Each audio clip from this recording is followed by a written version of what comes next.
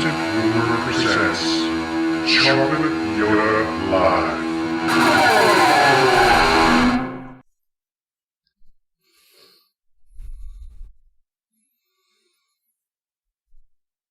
Hi folks, Chocolate Yoddah here, spelled Y-O-D-D-A-H because film studios are litigious. And today is the premiere of Chocolate Yoddah Live. First episode where I'm going to do this Monday through Friday, 2 p.m. Eastern, live. Don't know how long I'll go. Maybe an hour, maybe way less. We'll see. I seem to be off center here. Hold on a second. Here we go. That's better. All right. So today what I wanted to talk about is a love story. And it's a love story between me and my second ex-wife. Her name is Janine. And I know this already sounds strange. What do you mean, love story and ex-wife? That doesn't make any sense. But I think by the end of this, it will make sense. Now, today is Monday, June 5th, 2023. And this love story starts in June of 1999. Now, part of this love story actually starts in 1994 when Forrest Gump came out, right? And here's how Forrest Gump ties into this. The theme of the film, as far as I can tell, is what happens when you say yes to life. Why do I think that? Well, throughout the film, every time someone tells Forrest to do something or asks him to do something or even suggests that he does something, his immediate answer without any thinking is okay. You know, run, Forrest, okay. You want to open a shrimping business with me, Forrest, okay.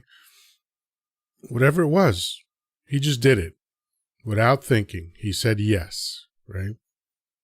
And if you recall the film, or if you haven't seen it, you know, his life is amazing. He goes through all these amazing experiences, meets, you know, big entertainers, presidents, all this stuff, right? Becomes a star athlete, becomes an influencer, all these things. And none of it through his own intention. It's all just saying yes to life. All right. So fast forward, 1999, my best friend Kathy, who is my only female friend, my only real female friend. I refer to her as my unicorn because she's the only female friend that I haven't had sex with. All right. And that's not a joke. That's true. And I love Kathy. She's amazing. I've known her for more than 30 years now, I think. So she calls me up one day and she says, I've got a woman that I want you to meet. Something like that. There's a woman I think you should meet. Something along those lines. And I'm not making this up. My lips were forming a no.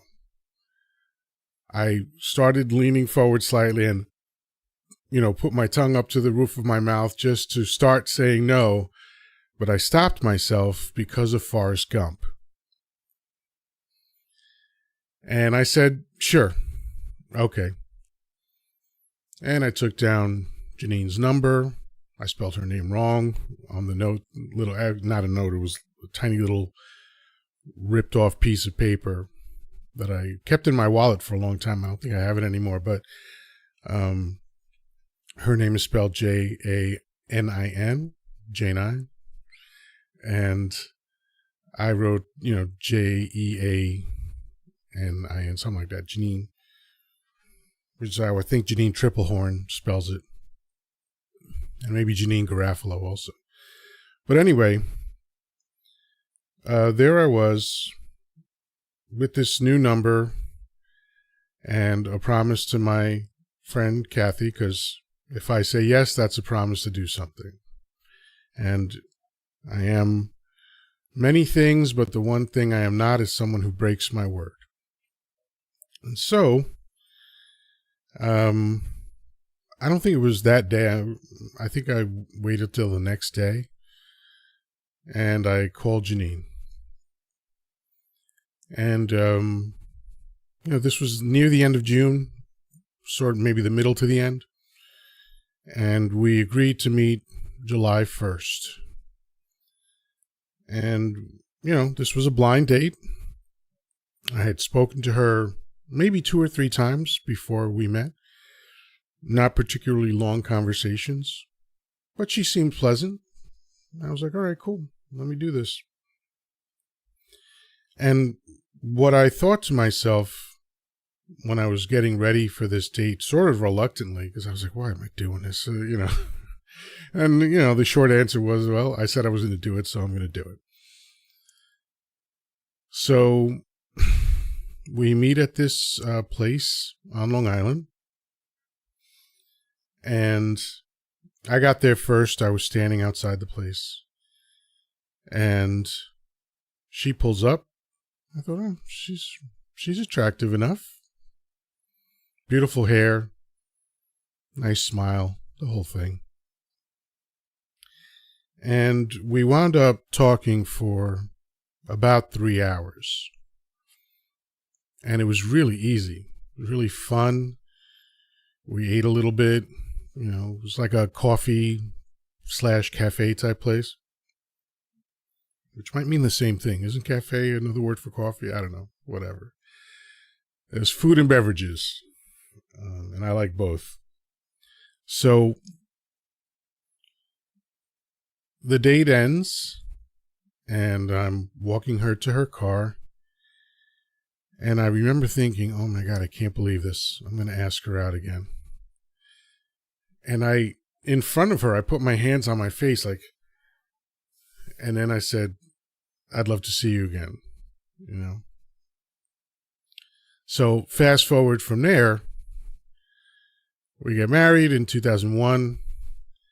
And in 2010, I asked her for a divorce. She was not happy about that. And we went through a lot of turmoil and bitterness. And it was not a pretty picture for a while. So fast forward again to 2012. I go to an eye doctor, which was just coincidence because it was time for new glasses. Now, I have been having symptoms at that time for a while, probably over a year. But I did the guy thing. I just ignored the symptoms. But finally, they got bad enough. It got to the point where I was getting headaches very frequently. And I'm someone who didn't get headaches. It was very rare for me to get a headache. So the fact that I was getting them almost daily now was troubling. And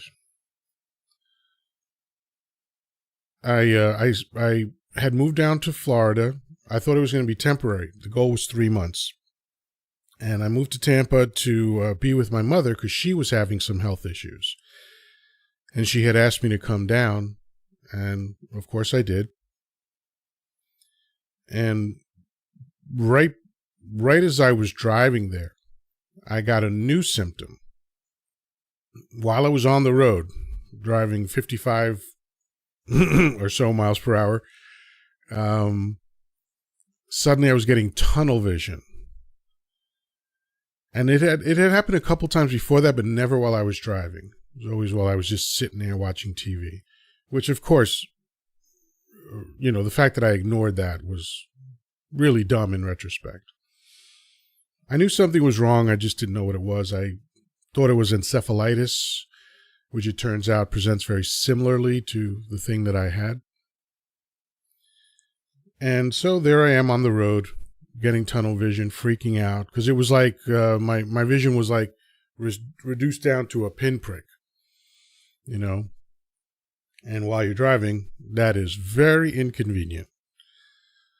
So I get to my mom's, and I think to myself, wow, I need to get some rest, see if that'll fix it, because I was exhausted all the time also. And, I might as well make a doctor appointment, and hey, it's time to get new glasses, so I'll make an eye appointment as well. Now, when I got to the doctor, unfortunately, the doctor wasn't there that day. So it was his head nurse. I think she was an RN. She did the exam. And when I explained to her everything that was going on, she didn't know what to make of it. She didn't know what to do. And basically, she sent me off to die. She didn't do that on purpose, but that is effectively what happened. I think a doctor would have said, let's run some tests.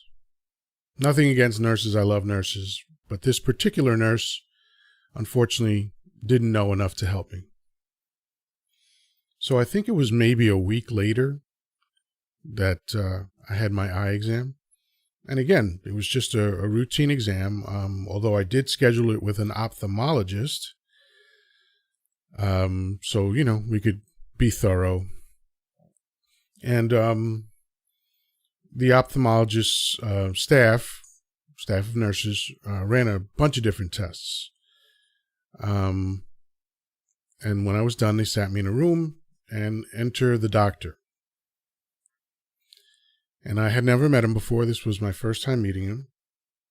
He said, I'm Dr. So-and-so, and you have a potentially fatal brain swelling, and you should go to the hospital right now. Okay. Well, that got my attention, and I immediately switch into what I call solution mode. Whenever I'm presented with a problem, I found that the best way to address whatever situation I'm in is to basically become a robot. Eliminate all emotion to whatever extent I can so that I avoid panicking and I avoid getting swept up in a wave of emotion and acting irrationally, and just kind of be in my intellect as much as possible and just ask, what do I do next? All right. So the first thing I did was ask if my mother could come in so the doctor could tell her what he just told me. And this was based on the relationship that I had with my mother, and knowing that she really wouldn't have heard this coming from me, and it would have been a much longer conversation than I was willing to partake in that moment. And my mother was with me because we knew that they were going to dilate my eyes and that she would have to drive, and she was still driving at the time. And so that was actually good fortune. He told her. She got upset, but followed the instructions. We got in the car, and it was about a 15-minute drive. And on the way, I composed an email to my second ex-wife. And the email was motivated by the fact that I thought I was going to die. And that was my mindset. I mean, hey, I was just told that I have a potentially fatal brain swelling, so the word fatal really gets your attention, does a lot of heavy lifting, right? So in my mindset, I was just feeling negative and depressed, and I just assumed that I was going to die. And I didn't say that specifically in the email, but I just told her, hey, this is what the doctor just told me. And, I just want you to know a couple of things. And I expressed my love for her and that kind of stuff. And sent it, and then went on about my business, which was getting to the hospital, explaining what I had to do. And the rest of the ride, I was emotional. I cried a little bit, and I said to my mother, you know what? If this is it, I've had an amazing life. And I had. I've done some cool stuff. And I really did genuinely feel that my life had been amazing. I didn't want to go. I was 47 years old, just a few weeks before my 48th birthday, but I was okay with the idea that this was the end. So we get to the hospital, and then solution mode kicks in all over again, which is, all right, let's walk to the desk. Let's tell them what the eye doctor told you, and we'll see what happens from there. And then it's like, all right, get in this wheelchair. Let's go to these rooms to start some tests. And a couple hours later, they were like, yep, you have a brain tumor. It's moved your brain over almost a ½ inch. And it will kill you if it keeps going. You know, because it would have been one of those things where in mid-sentence, I just would have dropped dead because my brainstem would have snapped off. And the doctor, the surgeon who was there, came to me and said, I'm about to go on vacation, but even though normally I would just have you wait until I come back to do this, I don't think we have that kind of time. So another doctor will do this. And the following day, so this was April 23rd, so April 24th, pardon me, I had the first of 2 surgeries. The first one was to cut off blood flow to the tumor. So they essentially, I think, cauterized some blood vessels because it was sitting between my skull and my brain, which was another thing that the doctor had mentioned. He said, if I had a tumor, this is the one I'd want to have. Strange idea, but okay, makes sense. And the second surgery was scheduled for the following day, which they popped the top and scooped it out. But before that part, the following day, Janine arrived in Tampa. Now, I don't know about you, but of all the stories I've ever heard of an ex-wife flying to be by her ex-husband's bedside after 2 years of a very vitriolic divorce, this is the only one. Okay, I've never heard a story like this before. And she was by my side, and she stayed for a while, and she helped tremendously. You know, my mother was a mess.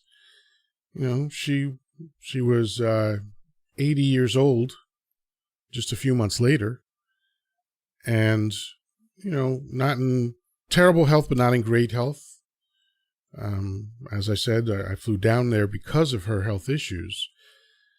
So, you know, she was really, it was going to be hard, if not impossible, for her to help me in my recovery. But Janine did. You know, in the very beginning, I was really, really messed up. I mean, not as bad as I could have been. They told me the laundry list of things that could happen as a result of this surgery, because it's not unusual in a brain tumor surgery to have people, you know, lose sight, lose hearing, lose speech, lose small motor control, large motor control, just a lot of things that are really troublesome can happen. And they told me I was going to be in the hospital for about 2 or 3 weeks with rehab. They were wrong about that part. I actually left the hospital 5 days after surgery. I have no specific explanation for that. I think that the fact that I had been a vegetarian since 1987 might have contributed to that, but I have no proof of that. That's just an assumption that I have. So anyway, after this point, Janine went back to New York, and, we decided that 6 months later she would come back. Or was it 6 months? Actually, it was about 8 months, I think. Something like that. We thought she would come back and move in, and we would give it another shot. That didn't work. The fact is that we love each other. And I feel very confident speaking for her in this case, because she has expressed this publicly as well. She's been a guest on my podcast a couple times, maybe 3 times actually. So we love each other very much. We just don't like each other enough to live with each other.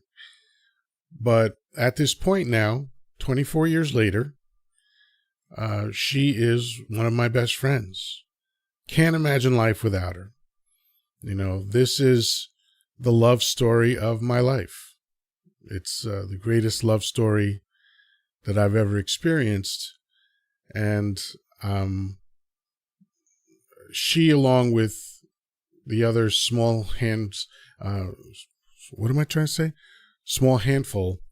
of people that I consider friends, are the only reason that I'm still here. They are the only reason I'm here, because they have helped me through every possible permutation of bad time that you can imagine. Because you know how, the old saying is talk is cheap, right? People say, oh yeah, we're buddies, we're friends, we're solid, I'll do anything for you, etc., etc. And then, when something actually happens, they're nowhere to be found. But my friends have proven that they will support me through anything and in any way. But Janine specifically, this is the greatest expression and example of love that I've ever had in my life. She taught me more about love than anyone or anything. Other than my son. My son taught me a different kind of love and a unique kind of love. But as far as love between two adults that are not related, Janine taught me more about that than anyone. And, I'm beyond fortunate. I'm grateful that I have her in my life. She's a hoot. We make each other laugh all the time. She's my biggest fan for the podcast. And genuinely just the sweetest person I've ever known. I still don't like her. I always have to throw that in. But I'll love her forever. So, Janine, I know you'll probably be watching this, so love you. Talk to you soon. And I guess that's it for now.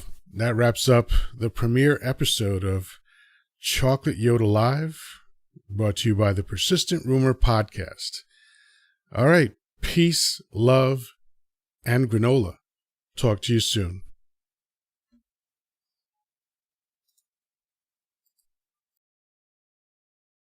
The Persistent Rumor presents Chocolate Yoddah Live.